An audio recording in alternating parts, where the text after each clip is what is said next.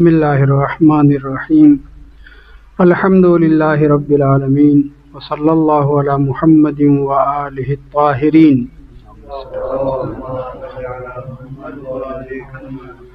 ولعنۃ اللہ علی اعدائہم اجمعین۔ بسم اللہ الرحمن الرحیم۔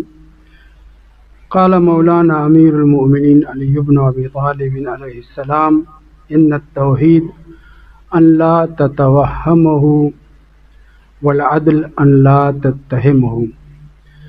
یہ جو گفتگو مدرسہ کاظمیہ میں شروع ہوئی ہے، علیکم السلام، دو عنوان ہے۔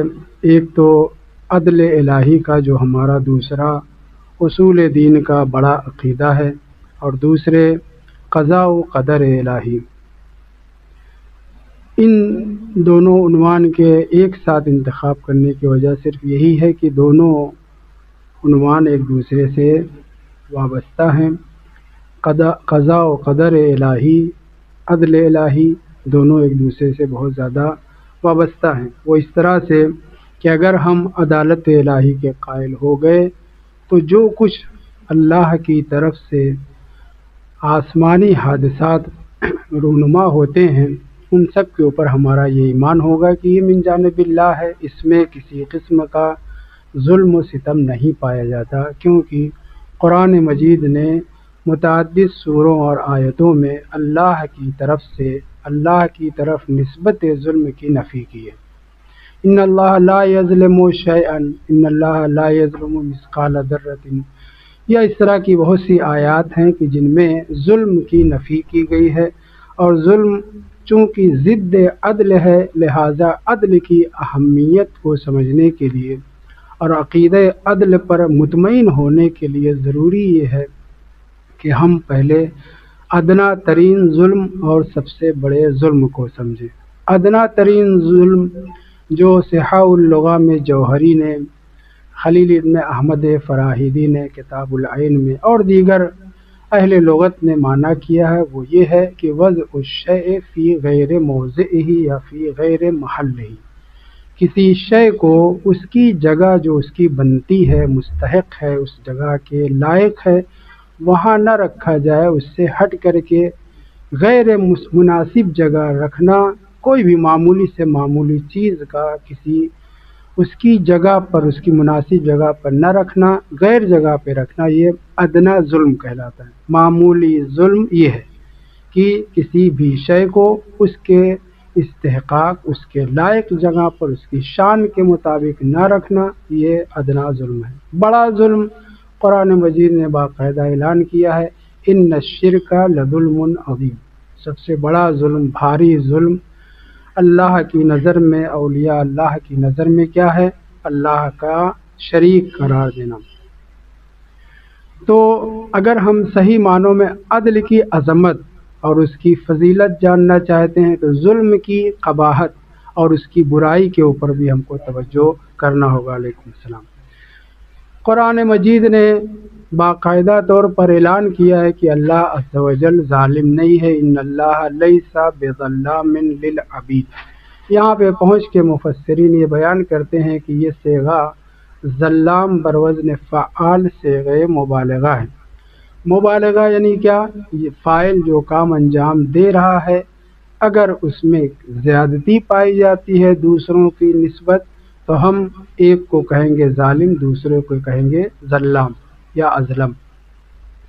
تو یہاں آیت کریمہ میں لیسا کے ذریعے سے جس چیز کی نفی کی جا رہی ہے وہ کیا ہے کہ خداوند متعال ظلام نہیں ہے، زیادہ ظلم نہیں کرتا، بڑا ظلم کرنے والا نہیں ہے، جس کا ایک مفہوم منفی پہلو جو مفسرین نے ذکر کیا ہے ویسا ایسے ہی ذکر کیا ہے، ورنہ واضح ہے، وہ یہ ہے کہ یہاں پہ جو نفی کی گئی ہے وہ صیغہ مبالغہ کے حوالے سے خدا سے ظلم کی نفی کی گئی ہے۔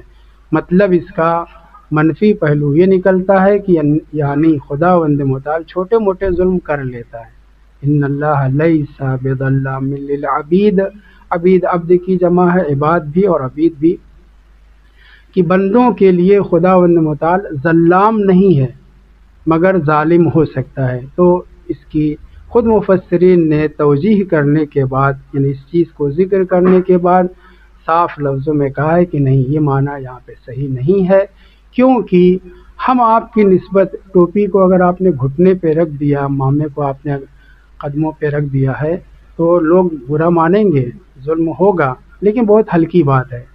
شان اگر مجمع میں کریں گے تو ظاہر ہے کہ اور بھی برا سمجھا جائے گا۔ یا کتاب کے رکھنے کی جگہ مثلا ڈیسک ہے، میز ہے، اور آپ نے اٹھا کر کے مثلا سلنڈر کے اوپر رکھ دیا، تو یہ وضع شے غیر محل ہی ہو جائے گی، ظلم ہماری نسبت ہو جائے گا، مگر یہ بہت بھاری ظلم نہیں ہے۔ خداوند متعال چونکہ اس کی ذات اور اس کی کبریائی، اس کی بزرگی اس قدر زیادہ ہے کہ اس کی نسبت چھوٹی سے چھوٹی چیز غیر محل پہ رکھنا اس کی ذات کی نسبت بڑی ہے۔ تو یہاں جو نفی کی گئی ہے اس کے بارے میں علماء نے بیان کیا ہے، مفسرین نے ذکر کیا ہے کہ چھوٹا سے چھوٹا ظلم بھی خداوند متعال بندوں کی نسبت نہیں کرتا۔ جس چیز کا خدا نے جہاں قرآن مجید میں اور اپنے اولیاء کے ذریعے سے وعدہ کیا ہے اس وعدے کو ضرور نبھائے گا، ورنہ ظلم ہو جائے گا، وعدہ خلافی ہو جائے گی۔ وہاں پہ بیان کرنے والوں نے یہ بیان کیا ہے، بزرگوں نے، کہ خداوند متعال ظلام نہیں ہے، تو اس کا مطلب یہ نہیں نکلتا کہ ظالم ہے، نہیں، اس کا مطلب یہ نکلتا ہے کہ خداوند متعال کی ذات اور کبریائی کی بنیاد پر کوئی بھی چیز جو غیر محل میں اس کی طرف سے اگر وضع کی جائے، رکھی جائے، تو اس کی نسبت یہ بہت بڑا ظلم ہوگا۔ اس لیے یہاں پہ صیغہ مبالغہ کے ذریعے نفی کی گئی ہے، فاعل کے ذریعے نفی نہیں کی گئی۔ یہ ایک بات۔ دوسری بات یہ ہے کہ عدل کے جو لفظی معنی ہیں وہ لغت میں جو بیان کیے گئے ہیں، دو چیز کے درمیان عدل کا مطلب یہ ہے التساوی بین الشیئین، دو چیز کو برابر کر دیا جائے، یہ ایک دوسرے کی عدیل کہلائیں گے۔ قرآن مجید کے لیے اہل بیت طاہرین علیہ السلام کو قرآن کی نسبت عدل القرآن یا عدیل القرآن کہا گیا، قرآن کے برابر۔ یعنی کیا؟ یعنی جب دو شے کے درمیان ہم عدل و انصاف کی بات کرتے ہیں تو برابری کے معنی میں آتا ہے، ورنہ عدل جو ہے لفظی اعتبار سے جو آپ کے سامنے ذکر کیا گیا ہے ظلم کے خلاف، یعنی کسی شے کو اسی کے مقام پہ رکھنا یہ عدل ہے، چاہے انسان ہو چاہے خالق انسان ہو، اور کسی شے کو اس کے غیر محل پہ رکھنا یہ ظلم ہے، چاہے انسان یہ کام انجام دے چاہے خداوند متعال علیہ السلام یہ کام انجام دے۔ متوجہ رہیں۔ قرآن مجید میں ہے، بس ایسے ہی منورنجن کے لیے اس کو سن لیجئے کہ قرآن مجید میں ہے لَأَمْلَأَنَّ جَهَنَّمَ من الجنت کا آیت ایسے ہے، مفہوم میں پیش کر رہا ہوں کہ میں ضرور جہنم کو بھر دوں گا۔ جہنم کتنی بڑی ہے اور جنت کتنی وسیع ہے، جنت اور جہنم دونوں مخلوق ہیں، دونوں موجود ہیں۔ کہاں ہے؟ ارضها السماوات والارض، جنت کے لیے ذکر ہوا ہے۔ تو جیسے اللہ عز و جل نے جنت کے لیے لام تاکید، نون تاکید ثقیلہ کے ساتھ کہا ہے لَأَمْلَأَنَّ، میں یقیناً پر کر دوں گا، بھر دوں گا۔ مجھے اس وقت آیت یاد نہیں ہے، لیکن دوسری کسی آیت میں یا حدیث قدسی میں یہ بھی ذکر ہوا ہے کہ میں جنت کو بھی بھر دوں گا، جنت کو بھی بھر دوں گا۔ اگر اب خداوند متعال جہنم کا کوئی گوشہ خالی رکھے، خالی رہنے دے، تو کیا ہوگا؟ وعدہ خلافی ہوگی۔ آپ یہاں کہہ سکتے ہیں کہ وعدہ خلافی نہیں ہوگی، کیوں؟ ابھی اس کی وجہ بعد میں۔ لیکن جنت سے جو وعدہ کیا ہے کہ میں اے جنت تجھے بھر دوں گا، وعدہ خلافی بہت بڑا ظلم ہے، اور خدا کی نسبت تو تصور ہی نہیں کیا جا سکتا ہے۔ مگر یہ جو دونوں وعدے ہیں، اس سلسلے میں چھٹے امام کی ایک حدیث نظروں سے گزری۔ آپ فرماتے ہیں کہ جب خداوند متعال جنت میں جہنم میں اہل جہنم کو بھرتا چلا جائے گا، اور جب بھرے گا تب بھی اس کے بعض گوشے خالی رہ جائیں گے، تو آواز آئے گی حل من مزید۔ قرآن مجید میں اس کا تذکرہ ہے۔ خوب، اس کے بعد ہمارے بھائی صاحبان نے، بڑے بھائیوں نے یہ کہا ہے کہ خداوند متعال جہنم میں اپنی ٹانگ ڈال دے گا، پیر ڈال دے گا، تاکہ جہنم جو ہے بھر جائے، کیونکہ اتنے اللہ نے حضرت آدم سے جو خلق کیے ہیں آخری فرد بشر تک، جہنم اس سے کہیں زیادہ وسیع ہے۔ بھاری بھرکم اللہ اپنے پیر کو جب جہنم میں ڈالے گا تب قطو قطو کی آواز آئے گی، ہاں اب بھر گیا میرا پیٹ، اب میرے گنجائش نہیں ہے۔ یہ کتابوں میں ہے، یہ آپ برابر سنتے رہتے ہیں۔ ایک تو جسمیت لازم آتی ہے، پھر اس کے بعد جو ہے جہنم میں اللہ خود جا رہا ہے۔ خیر، ہم آپ جائیں گے جہنم میں ٹہلنے گھومنے کے لیے، میں بیان کر چکا ہوں کسی درس میں۔ اس کی وجہ یہ ہے کہ ہمارے اوپر آتش جہنم اثر انداز نہیں ہوگی۔ جیسے فرشتے جاتے ہیں، ہر ایک کو کس مالے پہ رکھنا ہے، جہنمیوں کو وہ وہاں لے جائیں گے، جھونکیں گے، ویسے ہی ہم آپ بھی زیارت کرنے جائیں گے، کس کی؟ جباروں کی، ظالموں کی، جہنمیوں کی، وہ اپنے اختیار میں۔ توجہ میں جلدی سے واپس آؤں تو خداوند متعال نے جہنم سے تو لام تاکید نون تاکید ثقیلہ کے ساتھ وعدہ دیا ہے کہ میں تجھے بھر دوں گا، لیکن اگر نہ بھرے تو کیا یہ وعدہ خلافی ہوگی؟ توجہ کریں، ایک جہت سے دیکھیں تو یقیناً وعدہ خلافی ہوگی، اور پھر اللہ کو اپنی ٹانگ ڈالنی پڑے گی مسلمانوں کے عقیدے کے بنا پہ، تبھی بھرے گی۔ دوسرے یہ کہ نہیں، اگر اس تاکید کا تعلق، بہت دقت سے سنیں، اس تاکید کا تعلق جہنم سے نہیں ہے بلکہ انسانوں سے ہے، جنات سے ہے، کہ دیکھو خبردار تم ایسے اعمال انجام مت دو کہ تمہیں جہنم میں جھونکا جائے، کہ میں تمہیں جہنم میں بھر دوں۔ اس وعدے کا تعلق اگر انسانوں اور جنات اور انسان سے ہے، مخاطب بھلے ہی جہنم کو قرار دیا گیا ہے مگر انسانوں سے ہے، تو اللہ اس کے خلاف کرے کوئی مسئلہ نہیں، یہ وعدہ خلافی پہ نہیں کہلائے گی بلکہ وعید کی خلاف ورزی ہوگی۔ اور وعید کی خلاف ورزی آپ جانتے ہیں، وعدہ اور وعید میں فرق میں بعض اس میں بیان کر چکا ہوں۔ آپ نے اپنے بیٹے سے کہا یہ کام کرنا ہے، ورنہ نہیں کرو گے 2 تھپڑ ماروں گا، اور وہ اتفاق سے نہ کر سکے یا نہ کیا، تو آپ نے 2 تھپڑ کا 1 تھپڑ بھی نہیں مارا، ایسے ہی ہاتھ اپنا سر پہ پھیر دیا جسے لگے کہ مثلا اسے مارا ہے، تو یہ کیا ہے؟ آپ نے کہا تھا 2 تھپڑ ماروں گا اور آپ نے 1 بھی نہیں مارا، تو کوئی یہ کہے گا کہ آپ نے یہ وعدہ خلافی کی؟ نہیں، یہ وعید ہے، وعید کی خلاف ورزی ہو سکتی ہے۔ سزا کو کم اشفاقاً و ارحاماً اگر کوئی سزا کم دے تو یہ خلاف ورزی نہیں ہے، وعید کی خلاف ورزی ہو سکتی ہے، وعدے کی خلاف ورزی نہیں ہو سکتی۔ تو اگر لَأَمْلَأَنَّ جَهَنَّمَ مِنَ الْجِنَّةِ وَالنَّاسِ اجمعین جو لفظ استعمال ہوا ہے، اس دھمکی کا تعلق جہنم سے نہیں، جہنم کو تو عنوان قرار دیا گیا ہے، بات کس سے ہے؟ جنات اور انسان سے ہے، کہ میں تم لوگوں سے جہنم کو بھر دوں گا۔ تو اگر خداوند متعال خلاف ورزی کرے تو یہ وعدہ خلافی نہیں کہلائے گی، یہ بات، یہ جملہ، یہ عنوان وعدہ خلافی نہیں کہلائے گا، جہنم خالی بھی رہے کوئی فرق نہیں پڑتا، لہٰذا اللہ کو اپنی ٹانگ مسلمانوں کے عقیدے بنا پہ جو جہنم میں نہیں ڈالنا پڑے گا۔ لیکن اگر مخاطب جہنم ہو تو یقیناً اگر نہ بھرے تو خلاف ورزی لازم آتی ہے۔ اس سلسلے میں جو چھٹے امام فرماتے ہیں وہ یہ ہے کہ جب جہنمی سب اپنے ٹھکانے پہنچ جائیں گے اور بہت سے لوگ ابھی جنت میں داخل نہیں ہوئے ہوں گے، یا نہیں، یہاں پہ روایت میں ہے کہ داخل ہو چکے ہوں گے، سب جنتی جنت میں، جہنمی جہنم میں داخل ہو چکے ہوں گے، تو اس وقت جہنم کی طرف سے کوئی آواز نہیں آئے گی، جنت کی طرف سے آواز آئے گی، وہ خداوند متعال سے مخاطب ہوگی کہ پالنے والے، جس طرح، یہی عبارت ہے، میں ترجمہ آپ کے سامنے کر رہا ہوں، جس طرح تو نے جہنم کو وعدہ دیا تھا کہ مشرکین، کافرین، منافقین، جنات و انسان سے تو جہنم کو بھر دے گا، وعدہ خلافی کر کے عدل کے خلاف کام نہیں کرے گا، تو جہنم کو تو نے بھر دیا، لیکن مجھ سے بھی تو نے وعدہ کیا تھا کہ اے جنت میں تجھے اصحاب یمین سے، مؤمنین سے، پارسا لوگوں سے، سب سے بھر دوں گا،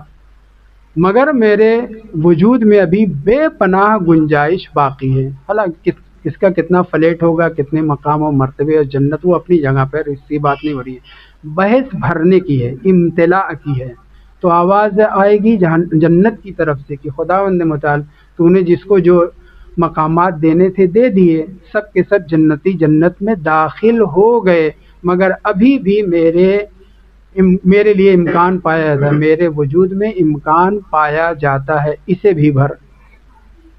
جہنم سے تو آپ وعید کہہ کے بچ سکتے ہیں، لیکن جنت سے جو اللہ نے وعدہ کیا ہے یہ وعدہ ہے، یہ وعید تو نہیں، یہاں تو دھمکی کی بات نہیں ہے۔ اس لیے امام صادق علیہ السلام فرماتے ہیں،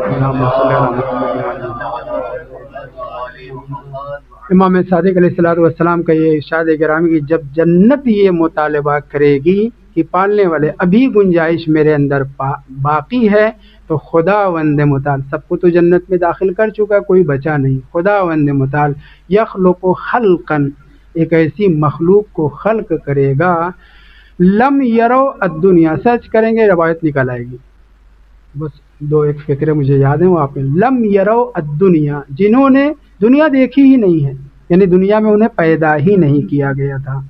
خدا وند مطالعہ اپنے وعدے کا اتنا پکا ہے، سمجھانے کے لیے یہ بات جملہ کہہ رہا ہوں، اتنا پکا ہے کہ جنت جو اتنی وسیع ہے، جس کی صرف چوڑائی بتائی گئی ہے، ارضها السماوات والارض، قرآن مجید نے صرف چوڑائی، لمبائی کتنی ہمیں نہیں معلوم، اور یہ ارضها السماوات زمین کا تو آپ رقبہ ناپ سکتے ہیں، سماوات کا کتنا ہے، پہلا طبقہ عرش تک کا کتنا ہے، کتنی کہکشائیں، کتنے سیارے ستارے کلاشا، ملینوں صرف جو ہے کہکشائیں ہیں، کتنی وسیع ہے یہ دنیا، پہلے آسمان تک اس کا کوئی اندازہ نہیں ہے۔ تو ہماری جنت بھی کتنی وسیع ہے، اس کی صرف چوڑائی یہ بتائے گئے، ارضها السماوات والارض۔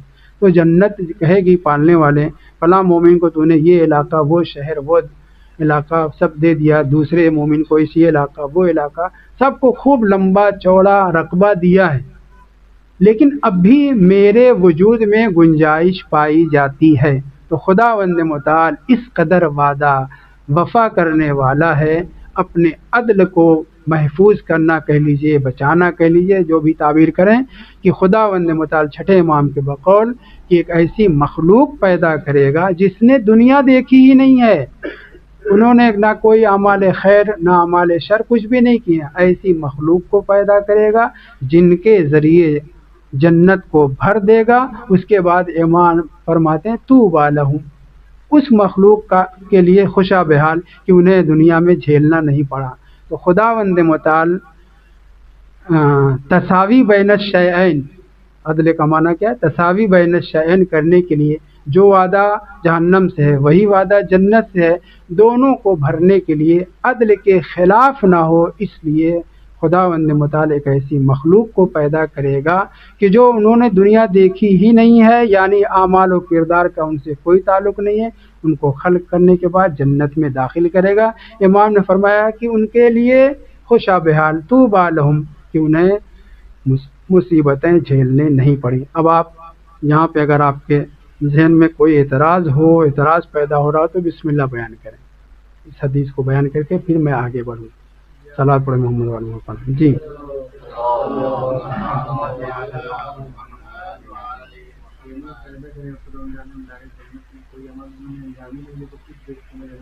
میں سمجھ رہا تھا کہ ایسا ہی سوال ہوگا۔ خداوند متعال ہم آپ جو جنت میں جائیں گے نا، اللہ کی عدالت کی بنیاد پہ جنت میں نہیں جائیں گے، کوئی عمل خیر، کوئی بھی کام ہم نے جتنا بھی اب تک انجام دیا ہے سب میں قدرت الہی شامل ہے، اس نے توفیق دی تو ہم نے انجام دیا، طاقت دی تو رکوع و سجود و نماز وغیرہ انجام دی ہے۔ سارے کے سارے جنتی انبیاء علیہم السلام بھی شفاعت محمد اور آل محمد علیہ السلام کے تحت جنت میں جائیں گے۔ انبیاء کی بات ہو رہی، روایت موجود ہے، خیر ہم اپنی بات کریں، انبیاء کی چھوڑیں، ہم آپ بھی جو جنتی اپنے آپ کو مانتے ہیں اور یقیناً جنتی ہیں کیونکہ محب اہل بیت طاہرین علیہم السلام ہیں، ہم جنتی ہیں، اور روایت بھی میں بہت سی جگہوں پہ سب پڑھ چکا ہوں، میں دہرانا پسند نہیں کرتا، ہم آپ بھی جنت میں بے عنوان عدل نہیں جائیں گے، بے عنوان تفضل جائیں گے، اللہ کے فضل و کرم، معصومین علیہ السلام کی شفاعت کی بنیاد پہ جائیں گے۔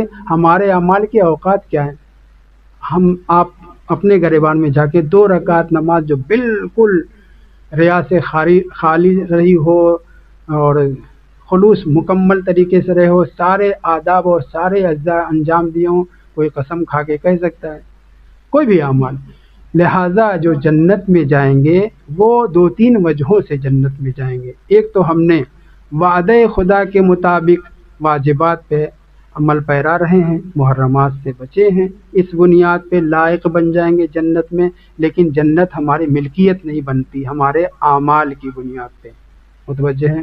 دوسرے شفاعت محمد اور آل محمد علیہ السلام۔ تیسرے تفضل الہی، اللہ کے کرم سے، اس کی عطا سے ہم جنت میں جائیں گے، اپنے اعمال و کردار کی بنیاد پر نہیں۔ تو جیسے خداوند متعال ہم آپ کو دنیا میں کچھ جھیلنے، کچھ کرنے کی بنیاد پر ہمارے اندر یہ صلاحیت پیدا ہو جائے گی کہ ہم شفاعت معصومین کے تحت جنت میں جائیں، تفضل الہی کے تحت جنت میں جائیں، ویسے ہی خداوند متعال بغیر کسی کو دنیا دے کے جنت میں ڈالے تفضلاً۔ آپ خدا سے یہ سوال نہیں کر سکتے کہ تو نے ایسا کیوں کیا ہے۔ آیت کیسے ہے کہ اللہ سے نہیں پوچھا جائے گا اس نے کیوں، حالانکہ عدل کے خلاف نہیں ہے، تفضل ہے۔ وہم یسألون، لوگوں سے سوال ہوگا، اللہ سے سوال نہیں کیا جا سکتا کہ تو نے ایسا کیوں کیا۔ میں نے جواب البتہ دے دیا، جواب یہ ہے کہ سب کے سب تفضلاً، شفاعتاً، اکراماً جنت میں جائیں گے، دنیا میں جھیلنے اور اعمال کی بدولت، اعمال کی بنیاد پہ ہم جنت میں جائیں گے۔ جی نہیں، دیکھیں اس سلسلے میں روایات میں البتہ اختلاف پایا جاتا ہے کہ رحمت پروردگار بے عنوان رحمان، اللہ سب کے اوپر رحم و کرم کرنے والا ہے، بے عنوان رحیم، اللہ صرف مومنین کے اوپر میدان محشر میں اور جنت میں داخلے میں رحم و کرم کرنے والا نہیں، مزید عطا۔ اور رحمت کے سلسلے میں ایک گفتگو یہ بھی ہے جو آپ برابر سن چکے ہوں گے کہ اللہ کی رحمت کے 100 حصے ہیں، ایک حصے میں ماں باپ اپنے بچوں کے اوپر، جانور اپنے بچوں کے اوپر ترحم کرتے ہیں، جتنے بھی رحم و کرم دنیا میں انسان دیکھ رہا ہے، دوسرے کے لیے جان اپنی دے، یہ سب ترحم کا ایک حصہ ہے۔ ارحم الراحمین خداوند متعال میدان محشر میں بالخصوص مومنین کے لیے، بالخصوص کیوں کہہ رہا ہوں، بہت سے لوگ اپنے اسلام کی بنیاد پر اور بغض اہل بیت نہ رکھنے کی بنیاد پر اشفاقاً و ارحاماً جو ہے جنت میں جائیں گے، کلمہ توحید کی بنیاد پر۔ البتہ یہ ذرا اختلافی مسئلہ ہے، اس کو کسی اور دن۔ تو رحم و کرم کا فرق پایا جاتا ہے، دنیا میں جو ترحم ہے وہ ایک درجہ ہے جس میں انبیاء، ائمہ سب نے، اور ماں باپ، جانور سب ایک دوسرے کے اوپر جو ترحم کرتے ہیں، اس ترحم کا جو 99 حصہ ہے وہ میدان محشر میں خدا کی ذات سے ظاہر ہوگا، اور بے پناہ لوگ عطائے پروردگار، تفضل اور کرم پروردگار کی بنیاد پر جنت میں جائیں گے۔ تو وہاں پہ ترحم میں بھی فرق ہے، یہ ایک بات۔ مگر اسی جیسی بات کے برعکس بھی دعا میں اور بعض عبارتوں میں ذکر میں ہوا ہے کہ یا رحمان الدنیا، ایسے عبارت ہے وَرَحِیمَہُمَا، رحیمہما، فقرہ یہ ہے کہ اللہ صرف رحمان یہاں پہ سب کے لیے نہیں ہے، رحیم بھی یہاں پہ ہے، بس اس کے ایک حصے رحمت کا۔ تو رحم و کرم میں فرق ہے، اللہ کی عنایت مومنین کے اوپر، اور میدان محشر میں چونکہ اپنے اعمال کی بنیاد پہ تو کوئی جنت میں جا سکتا، عطا پروردگار، تفضل پروردگار کے تحت جائے گا۔ اسی لیے جو جتنا، توجہ سنیں اس بات کو، جو جتنا خدا والا، اہل بیت طاہرین والا ہوگا، اور جتنا گناہوں سے بچنے کی اس نے کوشش کی ہوگی، اسی حساب سے وہ مقامات جنت میں زیادہ حاصل کرے گا۔ جس کے ساتھ جتنی عنایت ہوگی اس حساب سے وہ جنت میں مقام و درجے حاصل کرے گا۔ جی اور کوئی سوال؟ ایمان شرط ہے اس کے لیے یا نہیں؟ اچھا یہ سوال تھا کہ آیا ایمان داخلے جنت کے لیے شرط ہے؟ اس سلسلے میں اور دوسرے دروس میں بیان کر چکا ہوں۔ پیغمبر اسلام نے جب جیسے جیسے تبلیغ کی، جیسے جیسے چیزوں کو بیان کیا اجمالی طور پر پہلے، پھر اس کے بعد مفصل اور آگے مفصل، تو جب تک امیر المومنین اسلام کی ولایت کا، اہل بیت طاہرین کی ولایت کا اعلان نہیں کیا تھا، اشہد ان لا الہ الا اللہ کہنا اور اشہد ان محمد रसूलुल्लाह सल्लल्लाहु अलैहि वसल्लम कहना यही कामिल ईमान था। इस्लाम के साथ साथ यही कामिल ईमान था कि जिसने रसूल खुदा की रिसालत का इकरार कर लिया, मा जा बिहिन नबी, वो सब का एक इकरार व एतराफ़ है। आइंदा रसूल खुदा बयान करेंगे और आज कोई सहाबी मर गया तो क्या है, उसका ईमान मुकम्मल है। वही जितना ईमान है उस ईमान में यूँ समझ लीजिए कि चूँकि पैगंबर ने पहले क्या कहा कि ला इलाहा इल्लल्लाह कहो फलाह पा जाओगे। उस वक्त अशहदु अन्ना मुहम्मदन रसूलुल्लाह नहीं था, अशहदु अन्ना अलीन वलीउल्लाह नहीं था, अइम्मा ताहिरीन की विलायत का ऐलान और इजहार नहीं किया गया था। तो अब क्या है, उस वक्त सिर्फ ला इलाहा इल्लल्लाह पैगंबर की बात सुन करके मुकम्मल ईमान का अक्कास था। ला इलाहा इल्लल्लाह क्या है, पूरे ईमान का बदील था, अक्कास था। चूँकि पैगंबर की बात को इसने सुना है और फिर उसका इंतकाल हो गया फ़र्ज़ के लिए। आज तबलीग की पैगंबर ने कि सिर्फ ला इलाहा इल्लल्लाह को फलाह पा जाओगे। अब अगर कोई आदमी इसी जुमले को कहे ला इलाहा इल्लल्लाह और मर जाए और उसे जहन्नम में ले जाया जाए तो खिलाफ वादा होगा। ऐ पैगंबर आपने क्या कहा था, ला इलाहा इल्लल्लाह को फलाह पा जाओगे। मैंने तो ला इलाहा इल्लल्लाह आपके सामने कहा, अल्लाह की कुदरत को माना, आपके कहने पे कहा, तो ये उसका ईमान सिर्फ ला इलाहा इल्लल्लाह के ज़रिए पूरा है। इसी तरीके से जब तक रसूल खुदा सल्लल्लाहु अलैहि वसल्लम ने अइम्मा ताहिरीन की विलायत का ऐलान नहीं किया था, तो जो आदमी पैगंबर के ऊपर मुकम्मल ईमान रखता है कि ये सच्चे हैं, सादिक हैं, अमीन हैं, जो ये कहते हैं सच कहते हैं, सही कहते हैं, वो गोया कि बाद में ऐलान होने वाली चीज़ों के ऊपर मोमिन है, इसलिए वो जन्नत में जाएगा। वाज़ेह है। ईमान बहरहाल शर्त है। निशापुर में इमाम रज़ा अलैहिस्सलाम ने हदीस सिलसिलतुज़्ज़हाब में जो बयान किया था, क्या व अना मिन शुरूतिहा, तौहीद की शर्त है।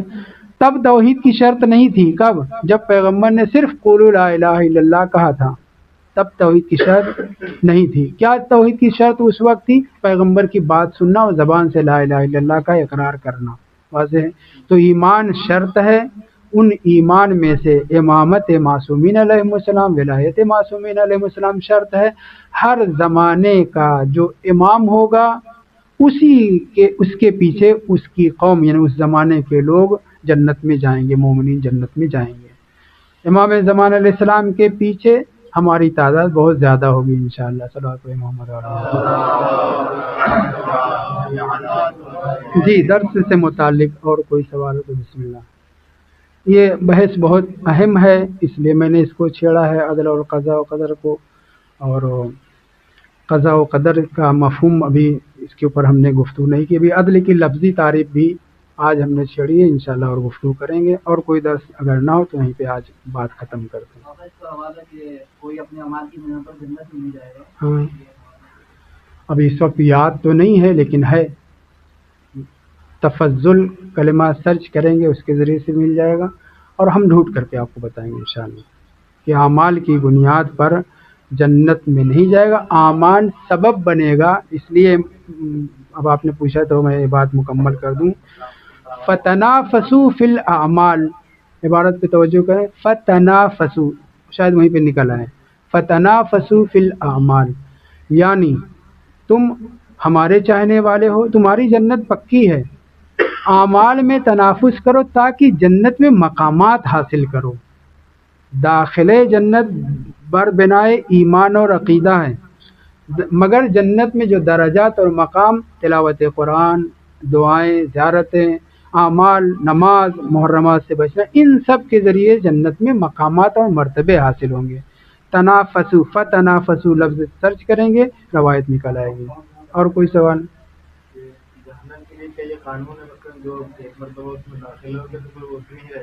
नहीं, ऐसा नहीं।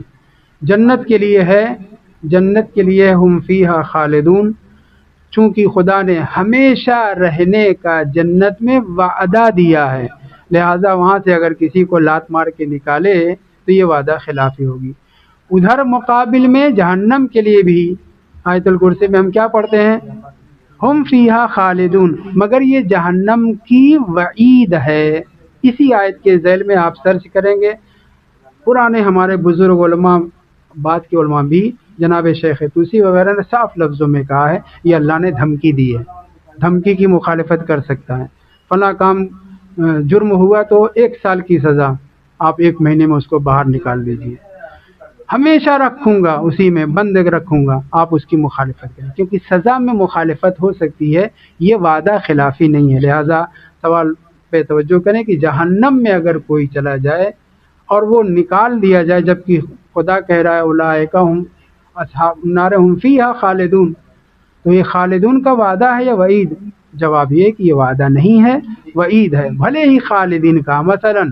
مثلا میں دوسرے درس میں بیان کر چکا ہوں، من یقتل مؤمنا متعمدا فجزاؤہ جہنم خالدا فیہا، آیت ہے نا قرآن مجید کی۔ اگر کوئی آدمی جان بوجھ کر کے بلا وجہ کسی مومن کو مار ڈالے، غصے میں آ کر کے کسی وجہ سے قتل کر دے، اور یہ قتل کرنے والا بھی کیا ہے؟ اہل بیت کا چاہنے والا ہے، مولائی ہے، مومن ہے، مگر غصے میں یا کسی وجہ سے قتل کر ڈالا، تو اب یہاں پہ کیا ہے؟ کیا کہہ رہا ہے؟ فجزاؤہ جہنم، اس کی جزا سزا کیا ہے؟ جہنم ہے، خالدن فیہا، وہ اس میں ہمیشہ رہے گا۔ اس آیت کے ذیل میں ہمارے بزرگوں نے کہا ہے نہیں، مومن جس نے کسی دوسرے مومن کو قتل بھی کر دیا ہے، کئی مومن کو قتل کر دیا، میں للکار نہیں رہا ہوں کہ آپ قتل اگر کر دیا اور وہ پشیمان ہے، مومنین کو قتل کرنے کے بعد پشیمان ہے، صدق دل سے توبہ و استغفار کرے، ان مومنین کو جس کو اس نے اللہ کے پاس پہلے بھیج دیا ہے، ان کے لیے دعائیں کرے، ان کی مغفرت کی دعا کرے، ان کے اہل و عیال کو، خلاصے کہ وہ چاہے تو اپنی بھرپائی، اپنے گناہ کی بھرپائی کر سکتا ہے، جرم کی جو ہے تکفیر کفارہ کر سکتا ہے، اور خداوند متعال انشاءاللہ اسے اہل بیت کی عنایتوں سے، اپنے رحم و کرم سے اسے جنت رسید کر سکتا ہے۔ نہ صرف یہ کہ جہنم میں ڈالے گا، نہیں، ہمیشہ تو چھوڑیے، جہنم میں ہی نہیں ڈالے گا، ممکن ہے۔ اور ایسے حادثات جو رونما ہوتے ہیں، تو اگر انسان پشیمان ہو جائے تو پھر اس کو آپ ہمیشہ جہنمی وغیرہ نہ کہیں، یعنی اس طرح کے الفاظ نہ استعمال کریں یہ قاتل ہے، نہیں، صدق دل سے توبہ کرنے کے بعد وہ مومن بھی جو قتل ہوا ہے میدان محشر میں خوش ہو کر کے اس کو معاف کر دے گا، تو پھر اس کے اوپر کیا نام ہے، وہ جہنم کی سزا یا ہمیشہ جہنم میں رہنے کی سزا ختم ہو جائے گی۔ تو جنت میں توجہ سنیں، آخری بات، جنت میں داخل ہونے کے بعد ہم فیہا خالدون ہیں، جہنم میں بھی داخل ہونے کے بعد ہم فیہا خالدون ہیں، مگر دونوں میں زمین آسمان کا فرق ہے۔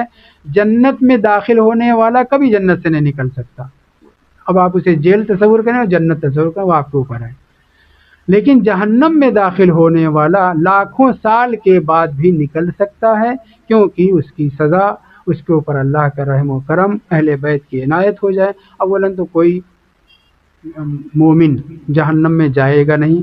میں پہلی مجلس میں نے 2 سال پہلے جب ہندوستان گیا تو یہی مجلس پڑھی تھی، جو روایت آپ لوگوں کے سامنے درس میں بیان کر چکا ہوں۔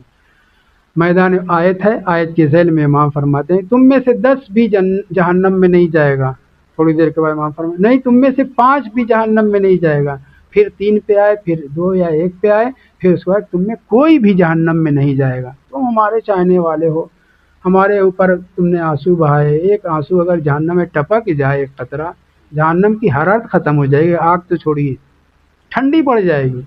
یہ بلا وجہ معصومین نے نہیں بیان فرمایا، سچے اماموں نے، کفار قریش بھی رسول خدا کو سچا مانتے ہیں۔ ہم آپ اگر ان حدیثوں کو سننے کے بعد ایک دم سے اپنے آپ کو جنتی نہ سمجھیں تو بیوقوفی ہے، میں اس سے بیوقوفی کہوں گا اور کچھ نہیں کہوں گا۔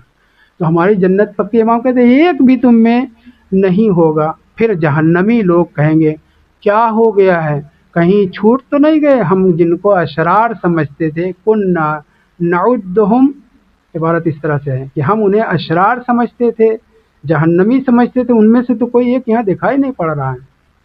تب آواز قدرت آئے گی، ان کو امام نے یہاں پہ اس آیت کو، پھر آیت سرچ کریے، اس کے ذیل میں تفسیر برہان میں بھی، تفسیر نور الثقلین میں بھی یہ روایت موجود ہے۔ کوئی بھی اہل بیت طاہرین علیہم السلام کا چاہنے والا، ذاکرین تھوڑی جنت بانٹتے، معصومین نے جنت بانٹی ہے، پکی کر دی ہے، مہر لگا دی ہے، آپ جنتی ہیں۔ ایک صحابی نے امام سے کہا کہ مولا کیا بات ہے کہ ہم اپنے ساتھی صحابی وغیرہ کو جنتی نہیں کہیں؟ امام نے کہا تمہارا ایمان کا ضعف، کمزوری ہے، اس کی وجہ سے تم جنتی نہیں سمجھ رہے ہو، ورنہ ہمارے چاہنے والے، ہمارے ماننے والے مومنین سب کے سب جنتی ہیں، ہماری پوری ٹیم جنت میں رہے گی، والحمدللہ رب العالمین۔